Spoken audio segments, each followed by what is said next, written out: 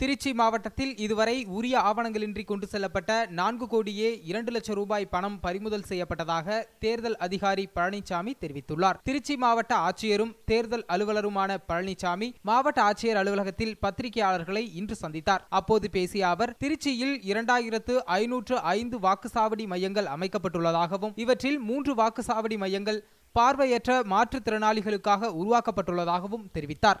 இதுவரை திருச்சி மாவட்டத்தில் உரிய ஆவணங்களின்றி கொண்டு செல்லப்பட்ட 4 கோடியே 2 லட்சம் ரூபாய் பணம் பறிமுதல் செய்யப்பட்டுள்ளதாகவும் அவற்றில் உரிய ஆவணங்களை சமர்ப்பித்த பின்னர் 3 கோடியே 92 லட்சம் ரூபாய் பணம் திரும்ப வழங்கப்பட்டுள்ளதாகவும் தேர்தல் அதிகாரி பழனிசாமி தெரிவித்துள்ளார்.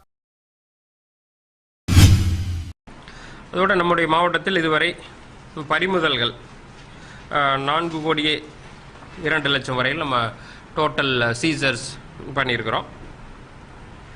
அதை பொறுத்தளவு நம்ம இந்த டீம்ஸ் தகவல்கள் வர்றதன் அடிப்படையில் சில இடங்கள் ஸ்பெசிஃபிக் இடங்கள்லையும் வாகனங்களை கண்காணிக்கிறது, மூமெண்ட்ஸை கண்காணித்து பண்ணதன் அடிப்படையில் இவ்வளோ நம்ம சீஸ் பண்ணியிருக்கிறோம்.